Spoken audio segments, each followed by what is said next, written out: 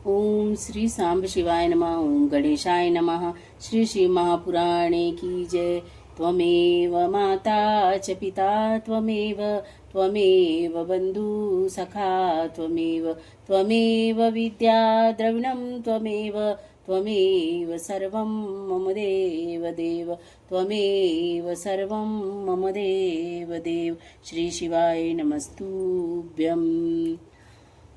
रुद्र संहिता कुमार खंड अथाष्टादो अध्याय। पार्वती द्वारा गणेश को वरदान, देवों द्वारा उन्हें अग्र पूज्य माना जाना और शिवजी द्वारा गणेश को सर्वाध्यक्ष पद प्रदान करना और गणेश चतुर्थी व्रत विधान तथा उसका महात्म्य, देवताओं को स्वलोक गमन महत्व और देवताओं का स्वलोक गमन। नारद जी बोले, हे प्रजेश्वर, जब गिरिजा ने अपने पुत्र को जीवित देख लिया तब क्या हुआ? कृपा पूर्वक उसको आप कहिए। ब्रह्मा जी बोले, हे मुनीश्वर, जब देवी ने देखा कि मेरा पुत्र जीवित हो गया है, उसके बाद जो हुआ उसे आप सुनिए। मैं उस महान उत्सव का कह रहा हूँ। हे मुनि, जब व्याकुलता से रहित तथा विशेष आकृति वाले शिवा पुत्र गजानन जीवित हो गए, तब देवताओं ने उन्हें गणाध्यक्ष के पद पर अभिष्ट किया। भगवती पार्वती अपने पुत्र को अभिष्ट देखकर अत्यंत हर्षित हो गई और अपनी दोनों भुजाओं से बालक को गोद में लेकर प्रेम पूर्वक उसका आलिंगन करने लगी। जगदम्बा ने उस अपने पुत्र को बड़े प्रेम से नाना प्रकार के वस्त्र तथा अलंकार प्रदान किए। उस देवी ने अनेक प्रकार की सिद्धियों से उस बालक का पूजन करके सभी दुखों को दूर करने वाले अपने कल्याणकारी हाथ से उसका स्पर्श किया। पूजन करने के उपरांत देवी ने उसका मुख चूमा और प्रेम से उसे अनेक वरदान दिए और कहा, पुत्र, तुमने इस समय बड़ा कष्ट उठाया है। हे पुत्र, तुम धन्य हो और कृत हो। तुम सभी देवताओं के पहले पूजे जाओगे और सदा दुख रहित रहोगे। चूंकि इस समय तुम्हारे मुखमंडल पर सिंदूर दिखाई देता है, इसीलिए लोगों के द्वारा तुम सदा सिंदूर से पूजित हो जाओगे। जो मनुष्य पुष्प, चंदन, सुगंधित द्रव्य, उत्तम नैवेद्य, विधि पूर्वक आरती, तांबूल दान, परिक्रमा तथा नमस्कार विधि से तुम्हारी पूजन करेगा, उसे संपूर्ण सिद्धि प्राप्त होगी, इसमें संदेह नहीं है। इतना ही नहीं, तुम्हारे पूजने से समस्त विघ्न भी निसंदेह विनष्ट हो जाएंगे। ब्रह्मा जी बोले, ऐसा कहकर उस महेश्वरी देवी ने नाना प्रकार के उत्कृष्ट पदार्थों से पुनः अपने उस पुत्र का पूजन किया। हे विप्र, तब गिरिजा की कृपा से क्षण मात्र में देवताओं को तथा विशेष कर शिव गणों को शांति प्राप्त हुई। उसी समय इंद्रादि देवता प्रसन्नता से शिव की स्तुति करके उन्हें प्रसन्न कर भक्ति युक्त होकर पार्वती के पास ले गए। शिव को ले जाने के अनंतर उस देवताओं ने तीनों लोकों के सुख के लिए महेश्वरी के उस पुत्र को शिव की गोद में बैठा दिया। शिवजी ने भी उस बालक के सिर पर अपना कर कमल रखकर देव गणों से यह वचन कहा, यह मेरा दूसरा पुत्र है। तब गणेश ने भी उठकर शिव को, पार्वती को, मुझे, विष्णु को प्रणाम करके सबके सामने खड़े होकर नारदादि सभी ऋषियों से कहा, आप लोग मेरे अपराध को क्षमा करें। मनुष्य में मान ऐसा ही होता है। तब मैं ब्रह्मा, विष्णु तथा शंकर, इन तीनों देवताओं के एक साथ ही उस बालक को प्रेम पूर्वक उत्तर वर प्रदान करते हुए कहा, जिस प्रकार हम तीनों श्रेष्ठ देवता तीनों लोकों में पूज्य है, उसी प्रकार ये गणेश भी सभी के द्वारा पूजे जाए। हम लोग प्रकृत मौलिक देवता है, उसी प्रकार ये भी प्रकृत है। गणेश विघ्नों का हरण करने वाले तथा सभी कामनाओं का फल प्रदान करने वाले हैं। पहले उनकी पूजा करके बाद में मनुष्य हम लोगों की पूजा करे। यदि हम लोगों की पूजा की गई और इसकी पूजा नहीं की गई, और हे देवताओं, यदि कोई इनकी पूजा किए बिना अन्य देवताओं की पूजा करे तो उसे पूजा का फल प्राप्त नहीं होता है, इसमें संदेह नहीं है।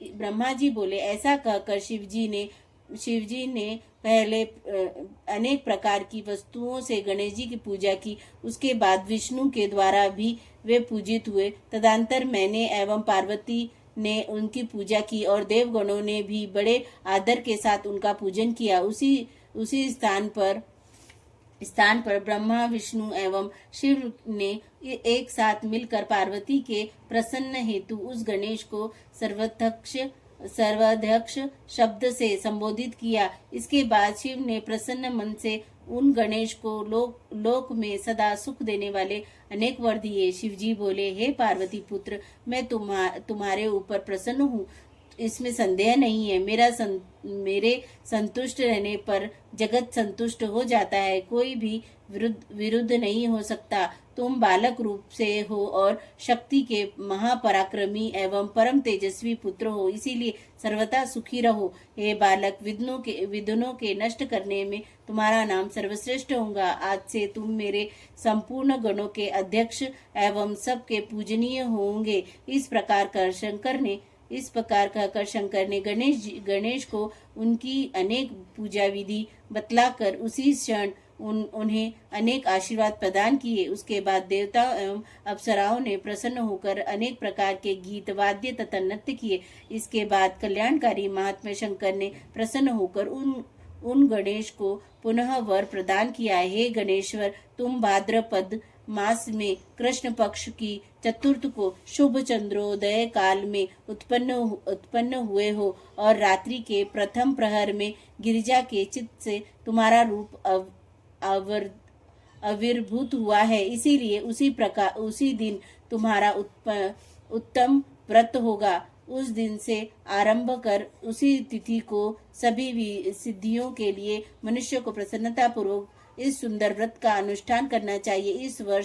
एक वर्ष में जब भाद्र मास के कृष्ण पक्ष की चतुर्थ तिथि पुनः आए तब तक पूर्व पर्यंत तुम्हारे व्रत को मेरी आज्ञा से करना चाहिए। जो लोग इस संसार में अनेक प्रकार के अतुल सुख चाहते हैं, वे प्रत्येक चतुर्थी के दिन विधि पूर्वक तुम्हारी पूजन करें। मार्गशीर्ष के महीने में रमा नामक जो चतुर्थी होती है, उस दिन प्रातः काल स्नान कर व्रत के लिए ब्राह्मणों से विधि निवेदन करे, दुर्वा से पूजन करे तथा उपास करे। रात्रि का प्रथम प्रहर उपस्थित होकर स्नान करके मनुष्य को गणेश का पूजन करना चाहिए। धातु से, मूंग से, श्वेत अर्क से अथवा मिट्टी से गणेश की मूर्ति का निर्माण करके उनकी प्रतिष्ठा कर मनुष्य सावधान होकर नाना प्रकार के दिव्य गंध, चंदन तथा पुष्पों से उनकी पूजन करे। गणेश जी की पूजा के लिए जो दुर्वा हो वह एक वित्ते 12 अंगुल लंबी की हो और तीन गांठों से युक्त तथा मूल रहित होनी चाहिए। इस प्रकार की 101 दुर्वा अथवा 21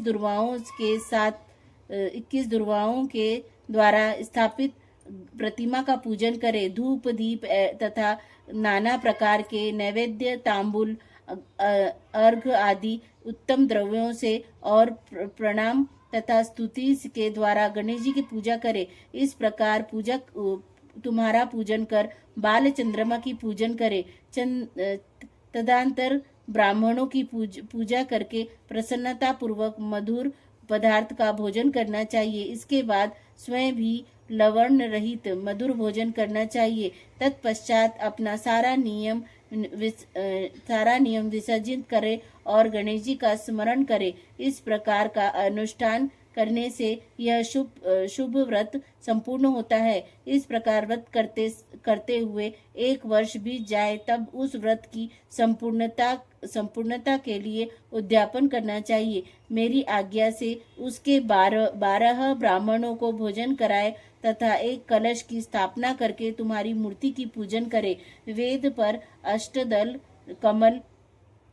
अष्टदल कमल बनाकर मनुष्य की धन की कृपणता से रहित होकर वेद विधि से होम करना चाहिए। इसके बाद मूर्ति के आगे 2 स्त्रियों एवं 2 कुटियों की विधि पूर्वक पूजा कर आदर से उनका भोज कराए। रात्रि में जागरण करे, प्रातः काल पुनः पूजन करे। उसके बाद गणेश जी के पुनः आने के लिए प्रार्थना कर उनका विसर्जन करे।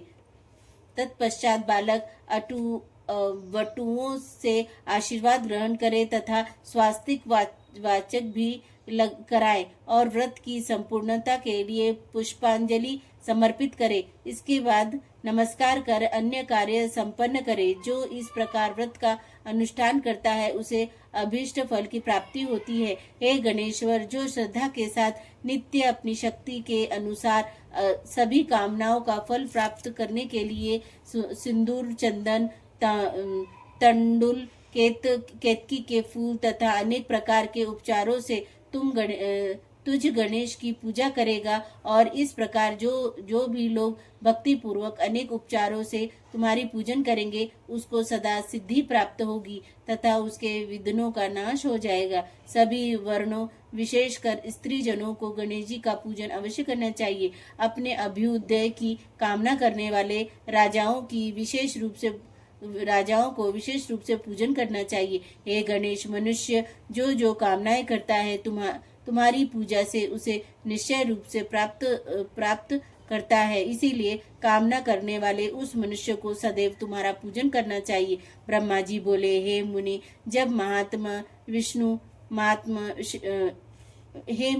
जब महात्मा शिव जी के गणेश जी से इस प्रकार कहा, तब सभी देवता, ऋषिवरों तथा समस्त शिवप्रिय गणों ने तथास्तु कहकर विधि पूर्वक गणपति का पूजन किया। इसके बाद सभी गणों ने भी गणेश को प्रणाम किया और आदर पूर्वक अनेक प्रकार की वस्तुओं से विशेष रूप से उनकी पूजा की। हे मुनीश्वर, उस समय भगवती गिरिजा को जो हर्ष उत्पन्न हुआ, उस अवर्णनीय हर्षों को मैं अपने चारों मुखों से भी कैसे कहूँ। देवताओं की दुंदुभियां बजने लगी, अप्सराएं नाचने लगी, बड़े बड़े गंधर्व गान करने लगे और आकाश मंडल से पुष्प वृष्टि होने लगी। इस प्रकार गणपति की प्रतिष्ठा होने पर सारा जगत सुखी हो गया, महोत्सव होने लगा एवं सारा दुख नष्ट हो गया। हे नारद, उस समय विशेष रूप से पार्वती तथा शिव प्रसन्न हुए।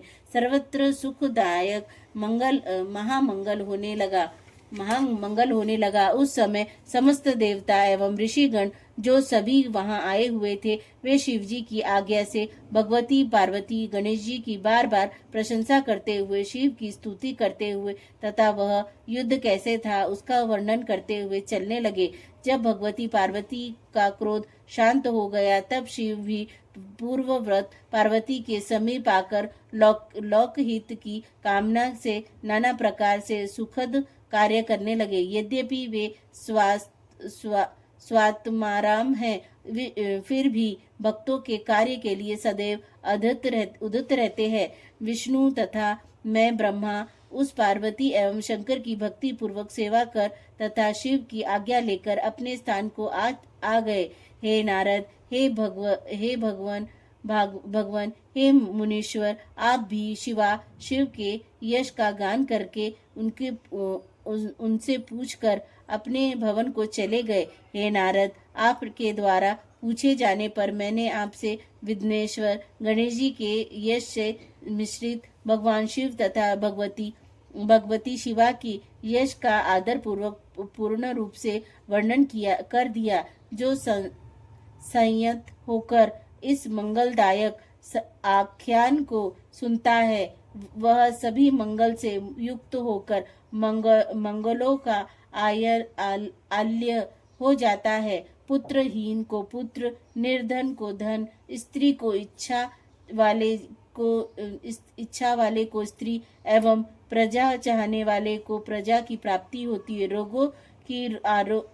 रोगी को आरोग्य, भाग्यहीन को सौभाग्य, नष्ट पुत्र वालों को पुत्र, नष्ट धन वालों को धन एवं जिस स्त्री के पति विदेश गए हो उसको पति की प्राप्ति होती है और शोक युक्त पुरुष शोक से रहित हो जाता है। तो इसमें संशय नहीं है। गणेश जी के संबंधित यह आख्यान जिसके घर में नित्य रहता है वह सर्वदा मंगल से युक्त होता है, इसमें संशय नहीं है। यात्रा काल में तथा पवित्र पर्व पर जो कोई सावधान होकर इसे सुनता है वह गणेश जी की कृपा से संपूर्ण मनोरथ प्राप्त कर लेता है। इति श्री शिव महापुराणे द्वितीयां रुद्र संहितायां चतुर्थे कुमारखंडे गणेश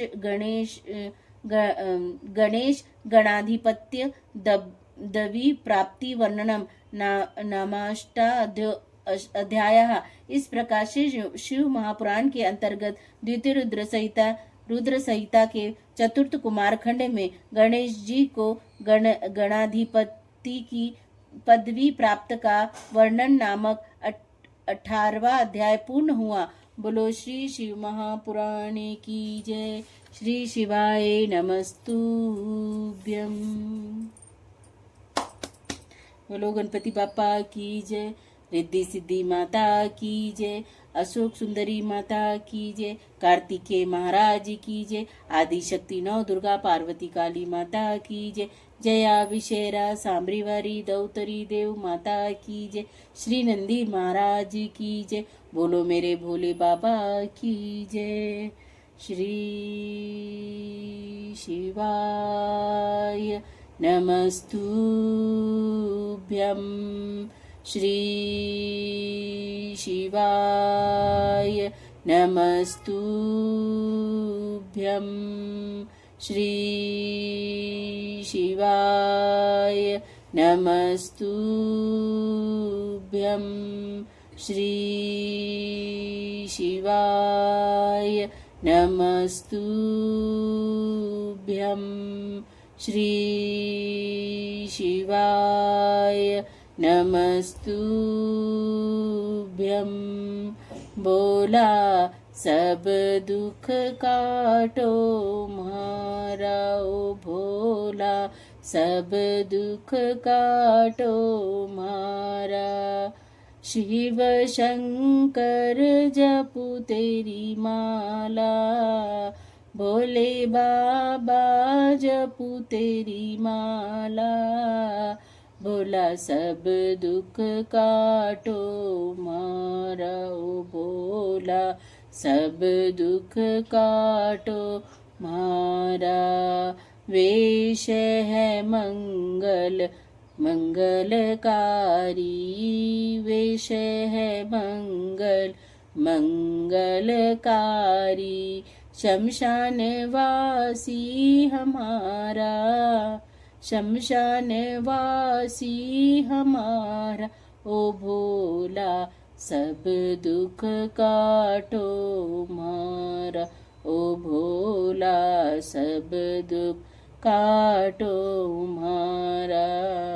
भोले मैं तो तेरे ही भरोसे हूँ, ओ बाबा मैं तो तेरे ही भरोसे हूँ। ओ शंभो मैं तो तेरे ही भरोसे हूँ।